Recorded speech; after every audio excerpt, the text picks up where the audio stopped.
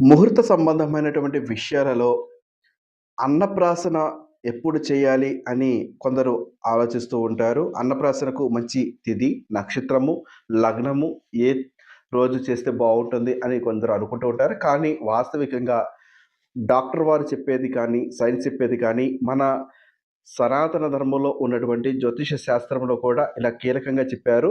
పిల్లలకు 6వ నెల 6వ రోజు వచ్చిన మరుక్షణము ఏదైనా ఆహారము ఖచ్చితంగా ఇవ్వాలి. కాబట్టి ఆ రోజు తిథి, నక్షత్రము, యోగము, కరణము ఏ రోజు ఉన్నది అనే దాంతో సంబంధం లేకుండా 6వ నెల 6వ రోజు చక్కగా చేపించుకోవచ్చు. దాంట్లో ఎటువంటి సందేహం లేదు. కానీ కొందరికి 6వ నెల 6వ రోజు మంచి రోజు రావడానికి కూడా అవకాశం ఉంటుంది. అట్టి వారికి మాత్రము ఈ యొక్క నేను చెప్పే వివరాలు చక్కగా ఉపయోగపడుతుందనుకుంటున్నాను. కాకపోతే పిల్లలకు 6వ నెల 6వ రోజు ఖచ్చితంగా అన్నప్రాసన చేయడము మంచిది. కొందరు ఏమంటారంటే 5వ నెల పూర్తయి 6వ నెల వచ్చి 6 రోజులు పూర్తయితే చాలని కొందరు అంటారు.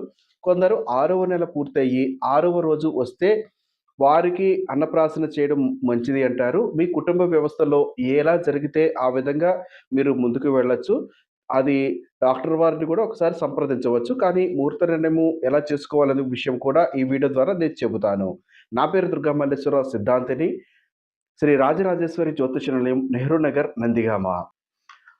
అన్నప్రాసన చేయుటకు 2, 3, 5, 7, 10, 13, 15 తిథులు మంచివి. 15 అంటున్నాను ప్రతి వీడియోలో కూడా. 15 అంటే అమావాస్య తీసుకోవద్దు. పౌర్ణిమ మాత్రమే తీసుకోండి.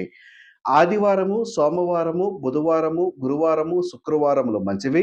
అశ్విని, రోహిణి, మృగశిర, పునర్వసు, పుష్యమి, ఉత్తరస్త్రయం, హస్త, చిత్త, స్వాతి, అనురాధ, శ్రవణము, ధనిష్ట, శతభిషము, రేవతి నక్షత్రములు మంచివి. మేష, వృశ్చిక, మీన లగ్నములు అత్యంత మంచివి. దశమి శుద్ధి చూసుకోవాలి. పురుషులకు సరి నెలలలో, స్త్రీలకు బేసి నెలలో అన్నప్రాసన చేయుట మంచిది.